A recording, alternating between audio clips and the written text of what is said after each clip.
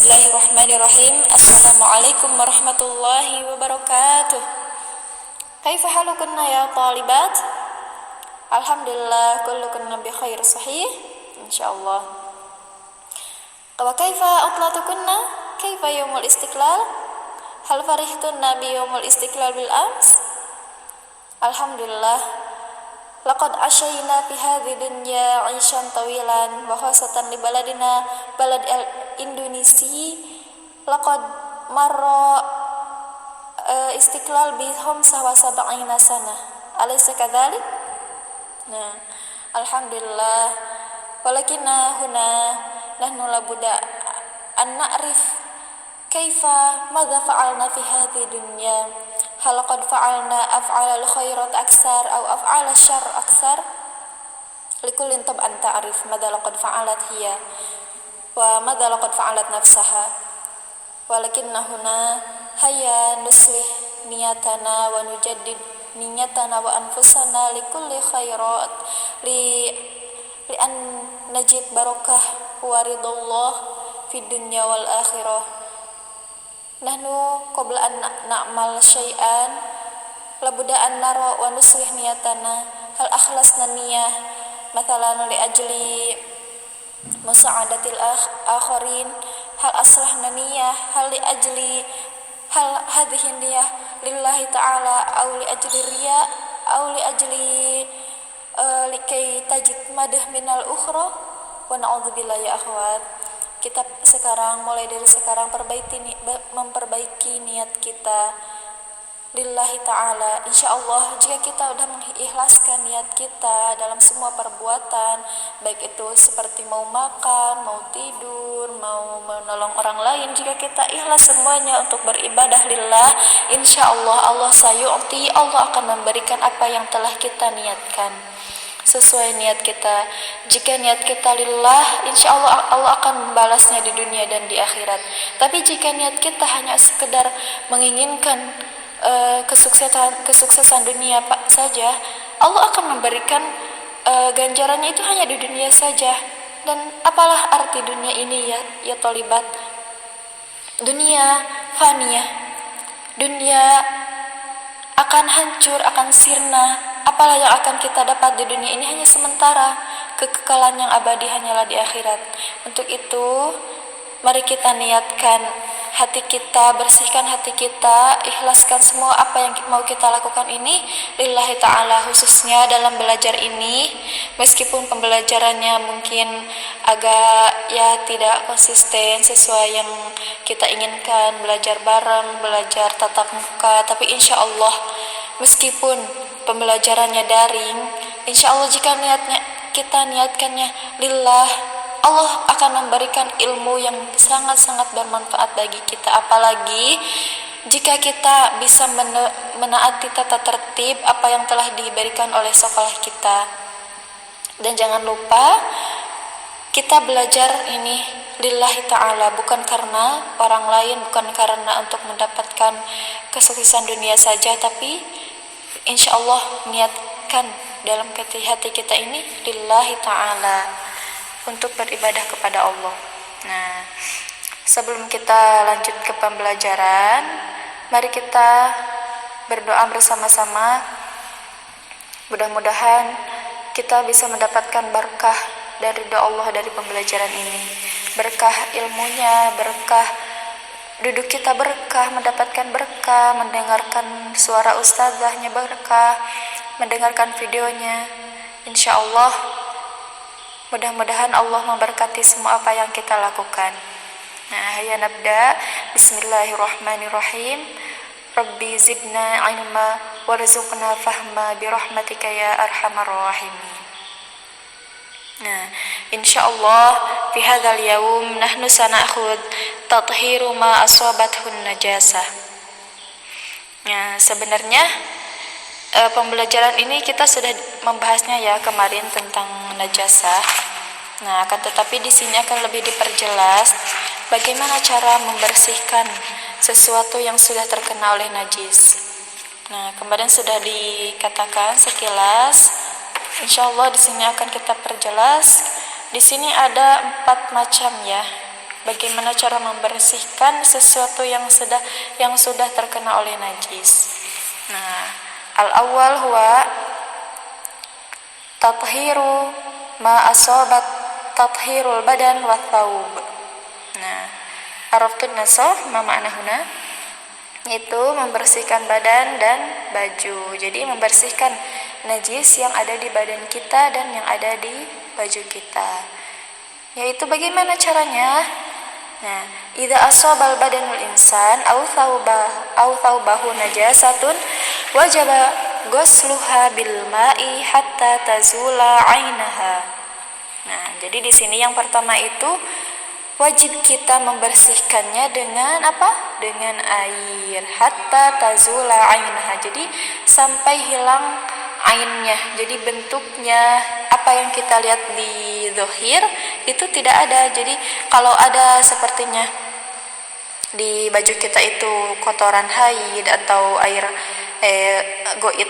goit ayam, goit dajjal, nah itu harus benar-benar hilang, tidak ada sesuatu yang nampak lagi. Jadi udah benar-benar hilang ainnya, bentuknya itu udah hilang, tidak ada lagi. Nah, ini cara membersihkannya itu dengan air. Jadi bukan dengan tanah ya, kalau ini dengan air supaya bersih, cepat bersih ya.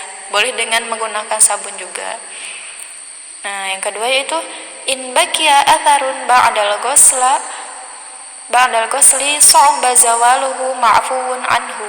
Nah, akan tetapi jika kita udah berusaha untuk membersihkan kotoran tadi seperti darah haid atau asar, bekas air, bekas goit dajjal atau apa saja najisnya yang susah dihilangkan, tapi kita udah berusaha untuk menghilangkannya, udah menggunakan air, udah menggunakan sabun, kan tetapi najis tersebut masih nempel di badan kita dan masih nempel di baju kita. Nah, insya Allah ini ma'fuun anhu. Jadi jika kita memakainya udah kering tapi masih ada asarnya, masih ada sisanya, bekasnya, jadi gak apa-apa kita salat memakai baju itu, karena insya Allah pemakaian baju itu Allah akan memaafkan karena kita udah berusaha menghilangkannya kan, tapi susah untuk dihilangkannya. Jadi gak apa-apa ya kalau memang susah, benar-benar susah dan kita udah berusaha menghilangkannya, gak apa-apa untuk kita pakai sholat lagi meskipun masih ada bekasnya. Nah, yang kedua yaitu tathhirul ardi. Nah, bagaimana cara membersihkan najis yang ada di tanah? Nah, seperti yang kita ketahui kan kemarin. Nah, seperti idza asabatil ardu najasatun fa innaha tutahhir bisabbil ma alaiha. Nah, jika najisnya itu di atas tanah seperti halnya goit dajjal atau goit insan atau juga baul insan ya, air kencing. Nah, cara membersihkannya itu bisabbil ma alal ardi. Jadi cukup dengan menyiramkan air ke tanah tersebut, ke tanah yang sudah terkena najis tersebut. Li hadis Abi Hurairah wa Anas al-mutaqaddim fi baulil adami. Nah, udah dijelaskannya hadis yang kemarin, sabbu alaihi dhanuban minal ma. Nah, maka siramlah ke tanah tersebut air atau satu ember air. Jadi tidak perlu diangkat ya tanahnya, jadi cukup dengan menyiramkan air. Sebagian air baik itu 1 mikrofah atau 1 ember ya, sesuai najis yang ada di tanahnya, apakah sedikit atau banyak. Jadi kalau memang sedikit, cukup airnya juga sedikit, gak terlalu harus menghambur-hamburkan air juga ya. Jadi tapi ya kalau najisnya banyak, nah itu baru menggunakan air yang banyak juga. Wa tutahhir kadzalika bil jafaf. Nah, kaifa hadza? In kanatin najasah ma'i'ah. Nah, seperti halnya baul. Ada baul adami atau air kencing masalan. Nah, di tembok atau di keramik itu cara membersihkannya bukan dengan menyiramkan air lagi. Jika kita menyiramkan air, maka baulnya itu akan menyebar kemana-mana. Nah, caranya di sini kita menggunakan lap kering. Nah, bil jafaf ya, dengan sesuatu yang kering. kemudian membersihkan asar atau air kencing tadi dengan alat tersebut. Kan tetapi jika masih ada roihah atau ya baunya masih menyebar, nah sebaiknya kita menggunakan air juga. Tapi yang pertama itu dengan menggunakan sesuatu yang kering, dan yang kedua dengan menggunakan air. Nah, kalau dengan sesuatu yang kering saja, kalau baul itu memang susah, baunya pasti masih ada dan susah dihilangkan. Jadi kita menggunakan air juga biar lebih bersih dan bisa digunakan untuk sholat lagi tempatnya. Fa in kanat laha jirmun itu bentuk ya, seperti halnya goit. Masalan ada goit dajaj, ada goit insan di atas tembok ya. Nah itu, atau di atas di atas tanah juga. Nah itu bukan dengan menyiramkan air saja, tapi goitnya tadi harus dihilangkan. Jadi bukan disiram dengan air, nah nanti goitnya juga gak akan hilang, bentuknya masih ada aja di sana bentuk goitnya. Jadi harus dihilangkan, dibuang, kemudian nanti dibersihkan dengan air. Seperti halnya dalam hadis, fa innal arda la tathur illa bizawali ainin najasatin anha. Nah sungguhnya tanah tidak akan suci kecuali setelah ainun najasah, bentuknya najis itu atau goit yang tadi udah hilang dari tanah tersebut.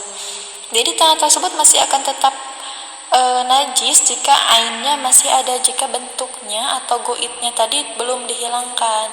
Tapi jika najisnya atau bentuknya goit tadi udah dihilangkan, udah dibuang, tinggal dibersihkan tempat yang terkena goit tadi, nah itu baru akan bersih.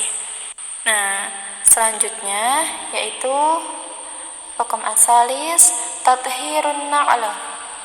Kaifa tathhirun na'li? Nah yathurun na'li bil khuffa yathurun na'li bil khuffa wadalki. Nah jadi cara membersihkannya yaitu bidalki fil ardi. Cara membersihkan najis yang ada di sandal kita atau di sepatu kita itu dengan menggesekkan sepatu tersebut atau sandal tersebut ke tanah. Jadi gak perlu susah-susah ribet untuk untuk mencuci. Terus kita mau berangkat untuk safar ya.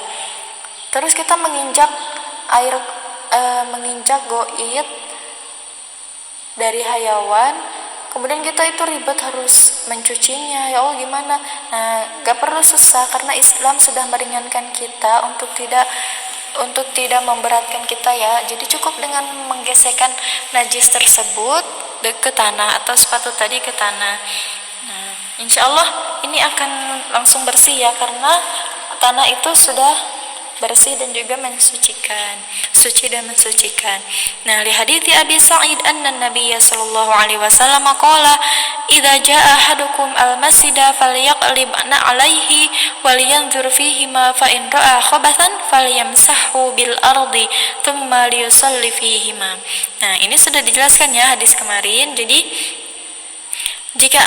jika seseorang di antara kamu masuk masjid, maka lihat dulu ke sendalnya atau ke sepatunya itu, apakah di sepatunya itu ada najis atau tidak. Jika ada najis, fa in ra'a khabasan falyamsahhu bil ardi, maka gesekkanlah ke tanah. Tsumma liyusalli fihi, jika sudah digesekkan dan sudah hilang ain najasahnya, maka kita diperbolehkan untuk melakukan sholat dengan menggunakan sepatu tersebut. Karena kan seperti yang dikisahkan di zaman Nabi itu, masjidnya bukan kayak sekarang ya, udah memakai tembok. Tapi di masjid dulu itu mereka sholat di atas tanah langsung, tidak ada keramiknya. Jadi mereka sholat menggunakan khuf atau menggunakan akhrajahu Ahmad, Abu Dawud wal Hakim wa Ibnu Hibban. Summa Arabi al-akhir huwa tathhirul ina. Nah, di sini sudah kita jelaskan ya. Idza asaba lu'abul kalbi idza asabatil ina najasatun fa in kanat lu'abal kalbi fa innahu yughsal sab'a marratin ihdahunna biturab. Nah, jika ina kalian atau wadah kalian, ya baik itu ember atau migrofa atau apa saja, idza asabat inaan najasatun, nah jika ina tersebut terkena najis, baik itu najis dari apa saja. Nah, di sini dijelaskan fa in kanat lu'abal kalbi fa innahu yughsal sab'a marratin. Nah, jika najisnya itu air ludah anjing, air liur anjing, maka cara membersihkannya itu dengan menggunakan 7 kali cucian. Nah, dan diantaranya ihdahunna biturab, maka salah satunya itu dengan menggunakan tanah. Nah, seperti yang udah dikatakan kemarin, jadi untuk yang pertama kalinya itu sebaiknya menggunakan tanah dulu. Nah, setelah itu menggunakan air. Nah, lil hadits al-mutaqaddim fi lu'abil kalb. Nah, kemarin kan sudah dijelaskan tentang hadis yang menyuruh kita untuk membersihkan najis yang terkena oleh lu'abil kalb. Untuk hadisnya bagaimana? Idza syaribal kalbu fi ina'i ahadikum falyaghsilhu sab'an. Nah, jika anjing meludahi atau terdapat air liur anjing di ina kalian, di wadah kalian, maka cara membersihkannya itu dengan 7 kali cucian, dan diantaranya itu dengan tanah. Nah, wa idza kanatin najasa ghairu lu'abil kalb. Nah, akan tetapi jika najisnya itu bukan air liur anjing, maka bagaimana cara membersihkannya?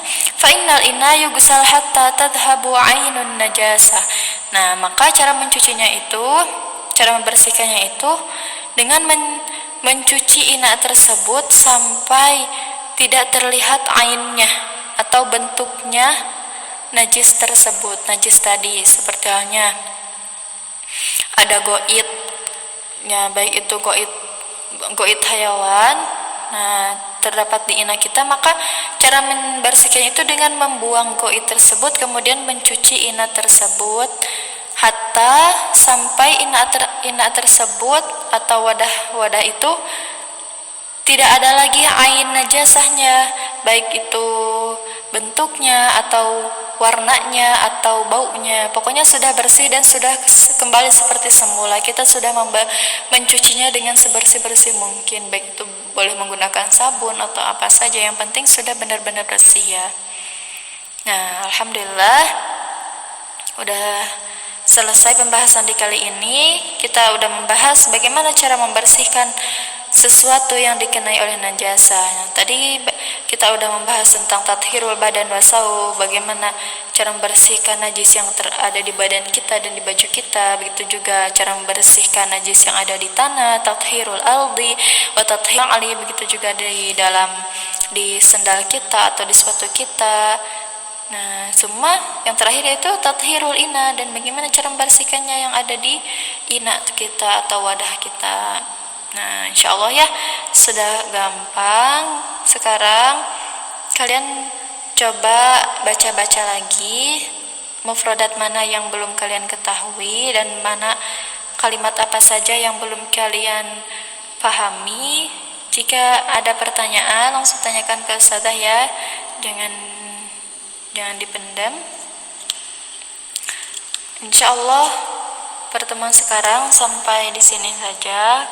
Mohon diperhatikannya, dibaca-baca lagi, dan mulai dari sekarang jangan lupa untuk menghafalnya ya, biar nanti pas ujian kalian tidak merasa kesusahan. Dan jangan lupa ikhlaskan niat kalian dalam menghafal ini. Insya Allah kalau kalian ikhlas, sampai kapanpun juga kalian gak akan pernah lupa ilmu yang telah kalian dapat pada hari ini.